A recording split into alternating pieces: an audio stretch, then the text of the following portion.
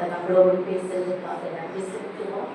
இன்னைக்கு ஆண்டவர் நமக்கு கொடுக்கிற வேத வார்த்தை என்னவென்றால், வழி நடத்தி பாதுகாக்கிறவர். நம்மளை வழிநடத்தி பாதுகாக்கிறவர். அவரை போல நம்மளை வழிநடத்துகிறவர் யாரும் இருக்க முடியாது. அவரை போல நம்மளை பாதுகாக்கிறவங்க யாருமே இருக்க முடியாது. எத்தனை பேர் நம்புறீங்க? அல்லேலூயா, அல்லேலூயா. அவர் தான் நம்மளுக்கு ஒரு நல்ல வழிகாட்டி. பாருங்க, இந்த இடத்துல மத்திய சுவிசேஷம் 2வது அதிகாரம் 13வது வசனமும் 14வது வசனத்தை வாசித்து பாருங்க. அவர்கள் போன பின்பு கர்த்தருடைய தூதர் சொப்பனத்தில் யோசேப்புக்கு காணப்பட்டு ஏரோது பிள்ளையை கொலை செய்ய தேடுவான். ஆதலால் நீ எழுந்து பிள்ளையும் அதன் தாயையும் கூட்டிக் கொண்டு எகிப்துக்கு என்ன செய்? ஓடி போ. வழி நடத்துகிறவர், பாதுகாக்கிறவர். பாருங்க, இயேசுவை கொல்வதற்காக ஏரோது சதி என்ன செய்யலாம்? முயற்சி. ஆண்டவராகிய இயேசு கிறிஸ்துவினுடைய பிறப்பை செய்தியை கேட்டார். சாஸ்திரிங்க வந்து சொல்றாங்க, யூதருக்கு ராஜாவாக பிறந்திருக்கிறாராமே, அவர் எங்க அப்படின்னு. அவருக்குள்ள ஒரு ஷாக் ஆயிடுச்சு. நம்ம தான் ராஜா, ஆட்சி செய்து கொண்டிருக்கிறோம் இந்த இடத்துல, நமக்கு ஒரு ராஜா பிறக்கிறாராமே அப்படின்னு தேட ஆரம்பிக்கிறார். சாஸ்திரிகள் கேட்ட உடனே அவனுக்குள்ள ஒரு கலக்கம், நடுக்கம், பயம் என்ன செஞ்சு விட்டது? வந்து விட்டது.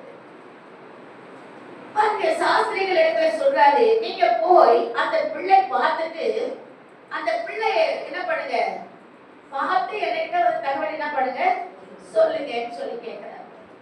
ஆனா அவர்களோ பிள்ளை என்ன செய்யறாங்க? சாஸ்திரிகளை எப்படி வழி நடத்துச்சு? ஒரு நட்சத்திரம் அவர்களுக்கு வழி என்ன செஞ்சது? காண்பித்தது. அந்த நட்சத்திரத்தை பார்த்து பிள்ளை இருக்கிற இடத்துக்கு என்ன பண்ணாங்க? சாஸ்திரிகள் கடந்து போயிட்டாங்க. அவரை போய் என்ன செய்தாங்க? பணிந்தார்கள், வணங்கினார்கள். கையில கொண்டு போன வெகுமதிகளை அவர்களுக்கு என்ன செய்தாங்க?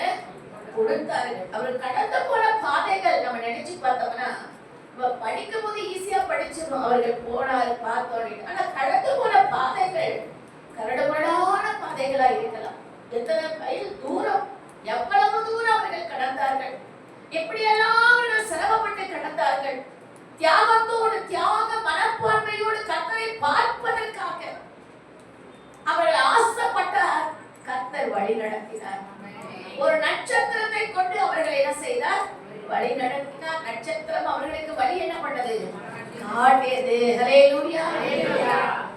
அவர் பிள்ளையும் பார்த்தார்கள், வணங்கினார்கள். சாஷ்டாங்கமாய் விழுந்து பணிந்து, அவங்க சாஸ்திரிகள் பணக்காரர்களா இருந்ததுனால வெள்ளி பொன்னையும் அவர்களுக்கு என்ன பண்ணாங்க?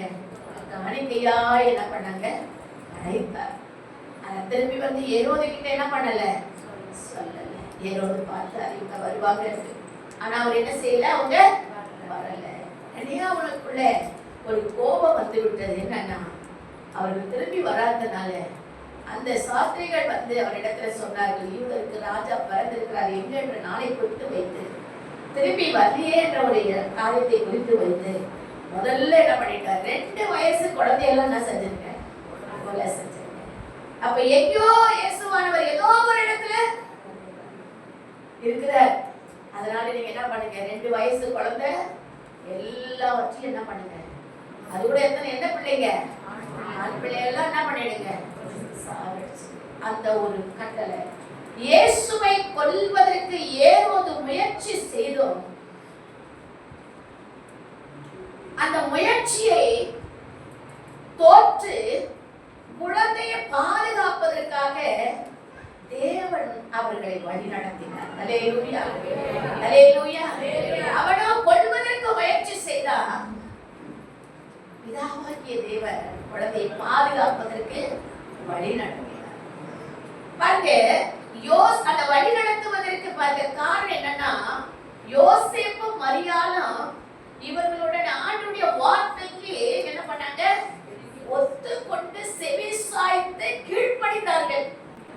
பாருங்க, வாசித்து பார்ப்போமா 19வது வசனத்தை. ஏரோது இறந்த பின்பு ஏரோது இறந்த பின்பு கர்த்தருடைய தூதன் ஏரோது இறந்த பின்பு கர்த்தருடைய தூதன் எகிப்திலே யோசேப்புக்கு சொப்பனத்தில் என்ன செய்றாரு? காணப்பட்டு நீ எழுந்து நீ பிள்ளையும் அதன் தாயையும் கூட்டிக் கொண்டு இஸ்ரவேல் தேசத்துக்கு என்ன செய்.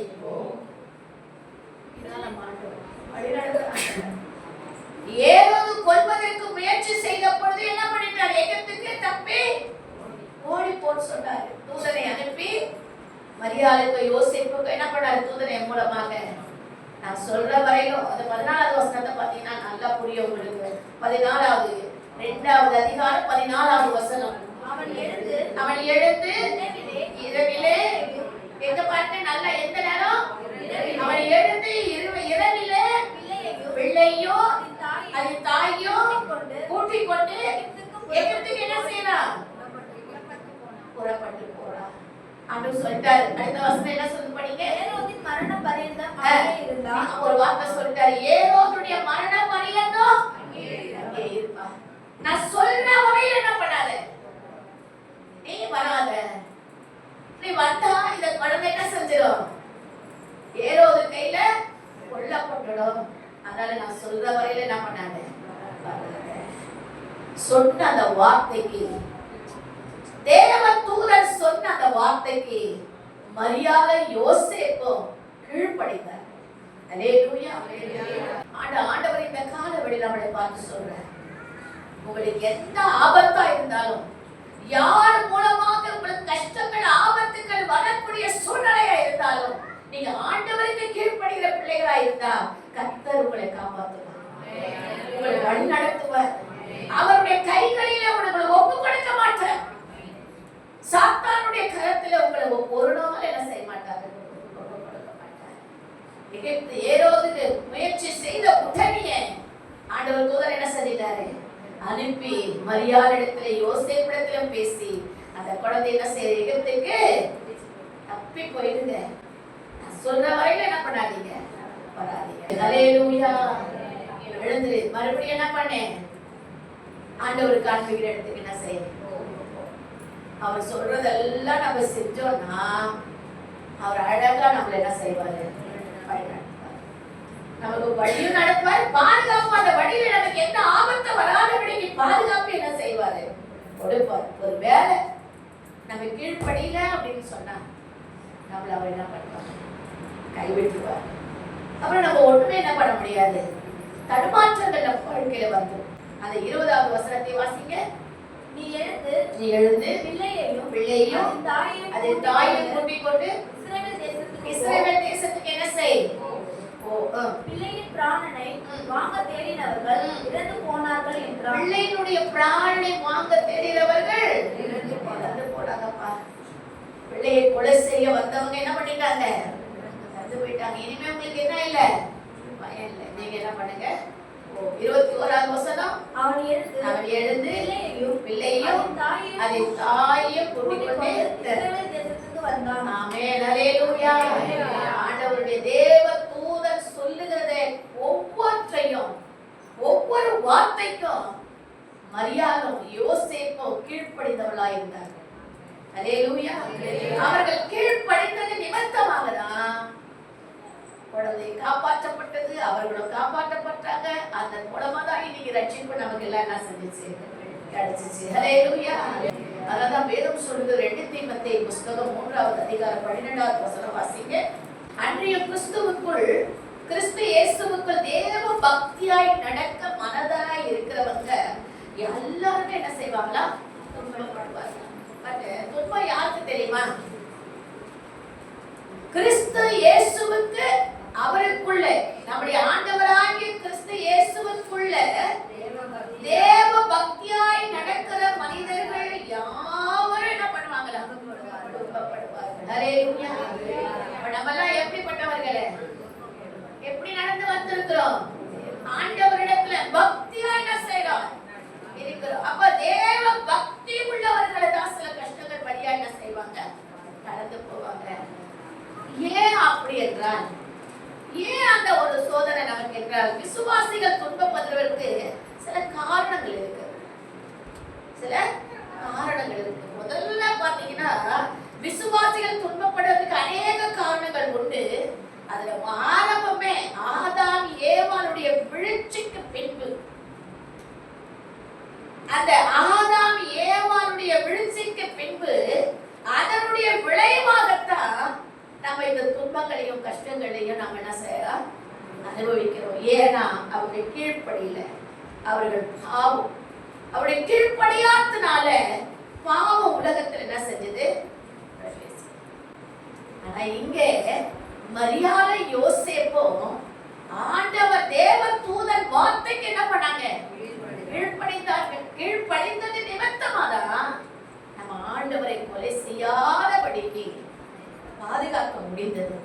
இன்றைக்கு நம்ம வாழ்க்கையில கூட ஆண்டவருடைய வார்த்தைக்கு நீங்க கீழ்ப்படிந்தீங்கன்னா கர்த்தர் உங்களை அற்புதமான செயல்களை நடத்துவார். இப்ப ஆதியாகம புஸ்தகம் வாசித்து பாருங்க.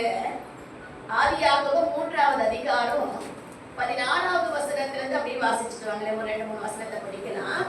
ஆதியாகமம் 3வது அதிகாரம் 16வது வசனம்.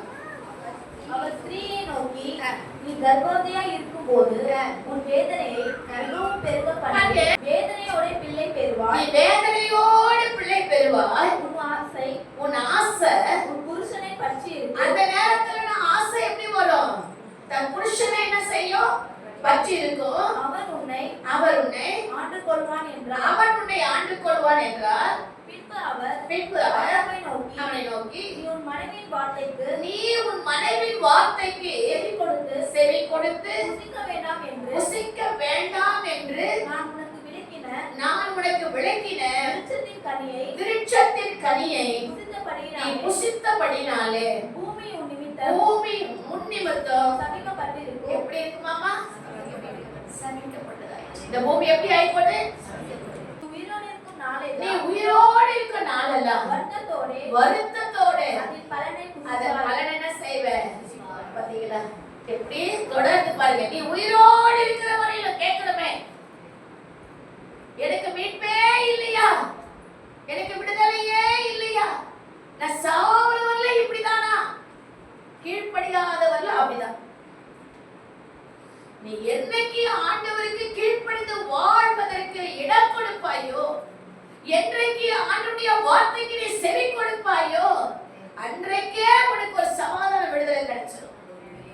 ஆனா நீ கீழ்ப்படியாத வரையிலும் உன் நிமித்தம் இந்த பூமியில சபிக்கப்பட்டிருக்கும். உனக்கும் நன்மை செய்யாது. அப்படியே வாசிங்கம்மா.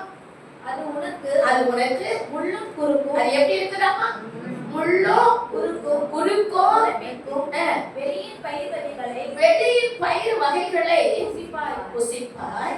நீ பூமியிலிருந்து எடுக்கப்பட்டபடியால் நீ பூமிக்கே என்ன செய்வ, திரும்ப மட்டும் உன் முகத்தின் வேர்வையால் ஆகாரத்தை என்ன செய்யணும், புசிப்பாய். பாத்தீங்களா ஆண்டவர் என்ன பண்ணிட்டாரு, ஒரு சாபம் மாதிரி கொடுத்தார். கடைசி வரையில நீ என்ன பண்ணணும், நீ வேர்வை சிந்திதான் என்ன பண்ணணும், சாப்பிடணும். கஷ்டப்பட்டு சம்பாத்தியம் பண்ணி தான் சாப்பிடணும். சுகமா என்ன பண்ண முடியாது, இருக்க முடியாது. ஆமென். ஆண்டவர் இன்னைக்கு உங்களை பார்த்து பேசுகிற காரணம் என்னவென்றால் நீங்க கீழ்ப்படிய வேண்டும். அன்னைக்கு ஆதாமும் ஏவாளும் அவர்களுடைய கீழ்ப்படியாத வீழ்ச்சி நிமித்தமாதான் இன்னைக்கு நம்ம கஷ்டப்பட வேண்டிய சூழ்நிலை இருக்கு. அப்போஸ்தலனாகிய பவுல் சொல்லுகிறார், கலாத்தியர் 6:7 மனுஷன் எதை விதைக்கிறானோ அதையே அவன் என்ன செய்யறான், அறுக்கிறான். நம்ம என்ன செய்யறோமோ அதை தான் நம்ம என்ன செய்யறோம், அதான் முடியும். நம்ம என்ன, நம்முடைய குணம் எப்படியோ, நம்முடைய தியாகங்கள் எப்படியோ, நம்ம எதை விதைக்கிறோமோ அதை தான் நம்ம என்ன செய்ய முடியும். வேற ஒண்ணு நம்ம என்ன பண்ண முடியாது, அறுக்க முடியாது. நம்ம எதை நடுறோமோ அதனுடைய பலனை என்ன செய்வோம், அனுபவிப்போம். எதை நம்ம விதைக்கிறோமோ அதுதான் நமக்கு பலன் என்ன செய்யும், கீழ்ப்படிந்தோம்னா உங்க வாழ்க்கையில விடுதலை கிடைக்கும், உங்க வாழ்க்கையில ஒரு சமாதானம் கிடைக்கும். உங்களுக்குள்ள ஒரு சந்தோஷம் கிடைக்கும். அப்போ நமக்குள்ள ஒரு கட்டுப்பாடு இல்லாத நம்ம என்ன செய்யக்கூடாது, வாழ முடியாது. 2 கொரிந்தியர் 4வது அதிகாரம் 4வது வசனத்தை வாசிக்கலாமா? தேவனுடைய சாயலா இருக்கிற பாருங்க, தேவனுடைய சாயலா இருக்கிற கிறிஸ்துவின் மகிமையான பாருங்க, கிறிஸ்துவின் மகிமையான சுவிசேஷத்தின் ஒளி அவிசுவாசிகளாகிய அவர்களுக்கு பிரகாசமாய் இராதபடிக்கு இப்பிரபஞ்சத்தின் தேவனானவர் அவர்களுடைய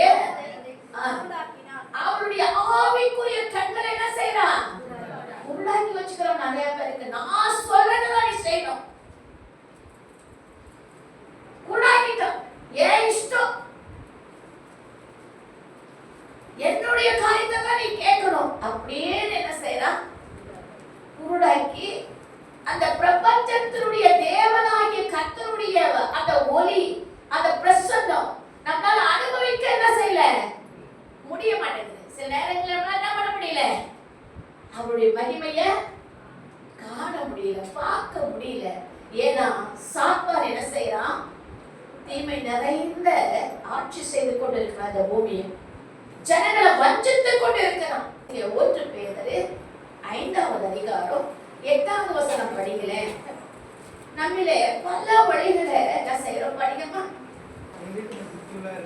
தெளிந்த புத்தி உள்ளவளாய் இருங்க, விழித்திருங்க, ஏனெனில் உங்கள் எதிராளி ஆகிய பிசாசானவர் எப்படிங்கிறானா, கர்ஜிக்கிற சிங்கத்தை போல எவரை விடுங்களானோ சொல்லி என்ன செய்யறானா, வகை தேடுகிறான். தேவஜனமே,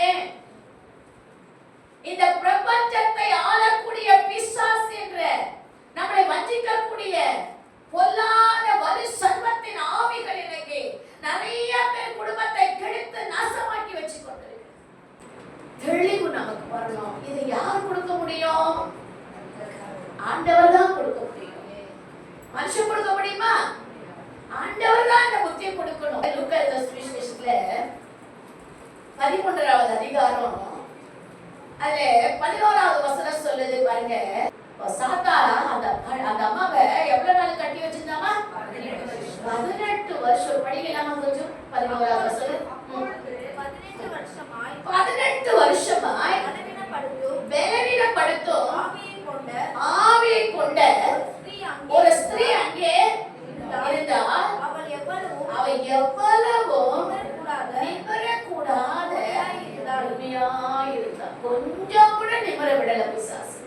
கொஞ்சம் நிமிர்ந்தா கூட நீ தெளிவாயிடுவேன்னு நினைச்சு முழுசா கூட பாவத்துல அப்படியே அமைக்கி வெடிச்சிட்டோம். கொஞ்சம் கூட அந்த வார்த்தையை பாருங்க, கொஞ்சம் கூட நிமிர முடியாதபடிக்கு மூடியா வச்சுட்டானா பாருங்க. அடுத்த வசனம், இயேசு அவளை பார்த்து தம்மிடத்தில் அழைத்து ஸ்திரீயே, பலவீனத்தில் நின்று உன்னை பலவீனத்தில் இருந்து விடுதலையாக கடவாய். ஹல்லேலூயா, ஹல்லேலூயா. கர்த்தருடைய சமூகத்துல வந்தா தாங்க விடுதலை. இந்த மாதிரி ஆலயத்துக்கு வந்தா, ஆராதனைக்கு வந்தா, நேரத்தோடு கலந்துக்கிட்டீங்கன்னா நிச்சயம் உங்களுக்கு விடுதலை உண்டு. ஹல்லேலூயா, ஹல்லேலூயா, ஹல்லேலூயா. 2 கொரிந்தியர் 12வது அதிகாரம் 7வது வசனம் அப்போஸ்தலனாகிய பவுலை குறித்து சொல்லப்பட்டிருக்கிறது. வாசித்து பார்ப்போமா? அன்றியும் எனக்கு வெளிப்படுத்தப்பட்டவைகளுக்குரிய மேன்மை நிமித்தம் பாருங்க, எனக்கு வெளிப்படுத்தப்பட்டவைகளுக்குரிய மேன்மை நிமித்தம் நான் என்னை உயர்த்தாதபடிக்கு என் மாம்சத்திலே ஒரு முள் கொடுக்கப்பட்டு இருக்கிறது. என்னை நான் உயர்த்தாதபடிக்கு அது என்னை குட்டும் சாத்தானுடைய தூதனாய் இருக்குது. அம்மா, என்னது? முள்ளு.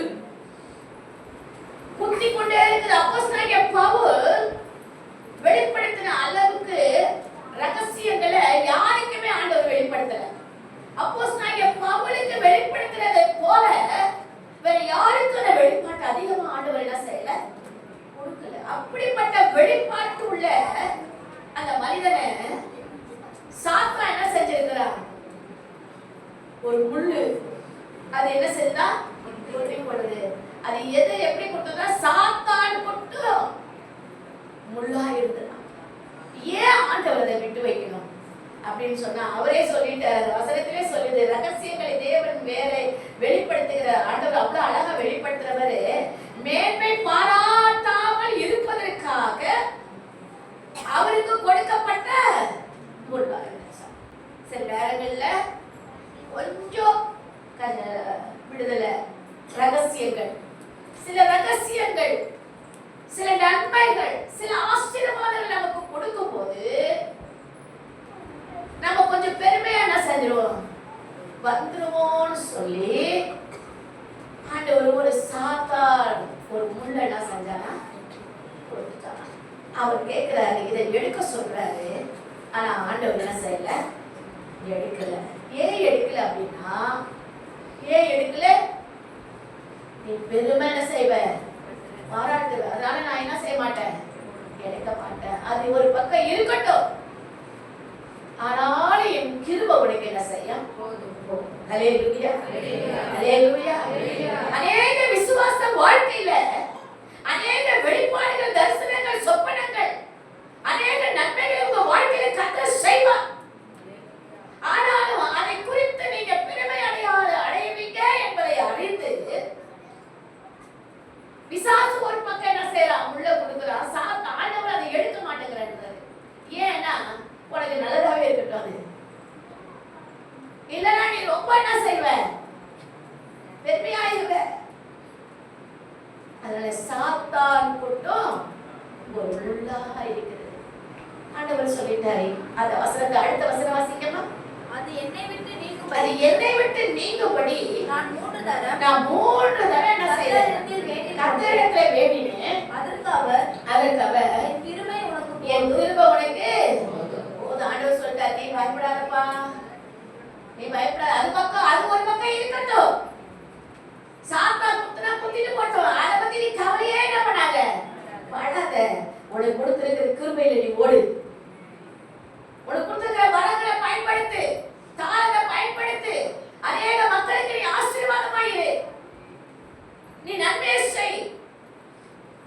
ஆனா அந்த முள்ள பத்தி கவலைப்படாத, என் கிருபை உனக்கு போதும். ஹல்லேலூயா. மத்தேயு சுவிசேஷம் 5வது அதிகாரம் 10வது வசனம், நீதி நிமித்தம் துன்பப்படுகிற பாக்கியவான்கள் பரலோக ராஜ்யம். உனக்கு தான் பரலோக ராஜ்யம். நீ கவலைப்படாதே. அவன் கை கொட்டி சிரிக்கிறான்னு நீ கவலைப்படாத. பக்கத்துல உன ஏளனமா பேசுறான்னு கவலைப்படாத. பரலோக ராஜ்யமே ஒண்ணுதான். ஹல்லேலூயா. நீ அந்த ராஜ்யத்தை சுதந்திரிக்க போற. இந்த பாடு கொஞ்ச நாளைக்கு தான், இக்கால பாடுகள் கொஞ்ச நாளைக்கு தான். இதை குறித்து நீ கவலைப்படாத. உனக்கு பரலோக வாழ்வை நீ அனுபவிக்க. அதனால இந்த சாத்தானுடைய கொட்டுதலுக்கு, அந்த முள்ளுக்கு, அந்த ஏளனமான வார்த்தைக்கு நீ கவலையே என்ன செய்யாத. விசுவாசத்தோட, நம்பிக்கையோட கர்த்தர் உனக்கு அற்புதங்கள் என்ன பண்ணுவார்? செய்வார். ஹல்லேலூயா. 1 கொரிந்தியர் 15வது அதிகாரம் 58வது வசனம் சொல்லுகிறது. வாசித்து பார்ப்போம். 1 கொரிந்தியர் 15:58. ஆகையால் எனக்கு பிரியமான சகோதரனே, கர்த்தருக்குள் நீங்கள் படுகிற பிரயாசம் விருதாவா இராது என்று அறிந்து நீங்கள் உறுதிப்பட்டவர்களாகி அசையாதவர்களாக கர்த்தருடைய கிரியையிலே எப்பொழுதும் பெருகிறவர்களாயும் இருப்பீர்களாக. ஆமென். ஹல்லேலூயா. அந்த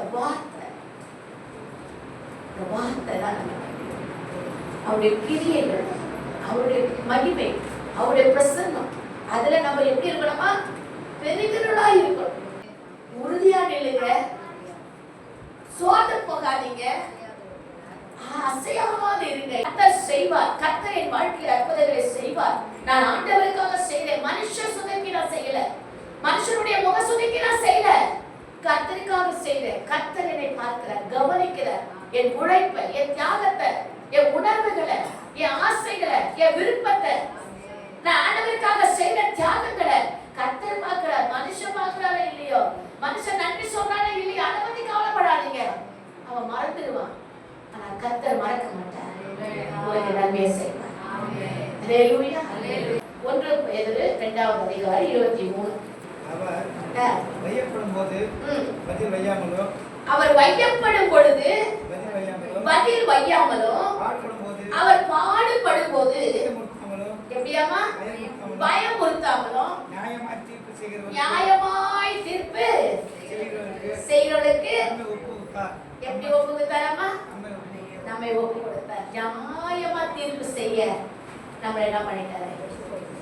வையப்படுகிறவர்களுக்கு எந்த சூழ்நிலையிலும் ஆண்டவர் யாருக்கிட்ட எப்படி நடந்துக்கணும் என்பதை அறிந்து நம்மள என்ன செய்யறாரு? கர்த்தருடைய கரத்துல நம்ம நிக்கிறோம்.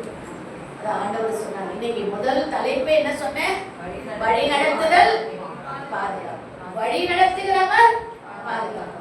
இந்த வழி நடத்துதல் நம்மளுக்கு ஆண்டவர் வழி நடத்தணும் அப்படின்னு சொன்னா, ஆண்டவர் நம்மளை பாதுகாக்கணும்னு சொன்னா, ஒரு காரியம் நீங்க செய்யணும். என்ன செய்யணும்?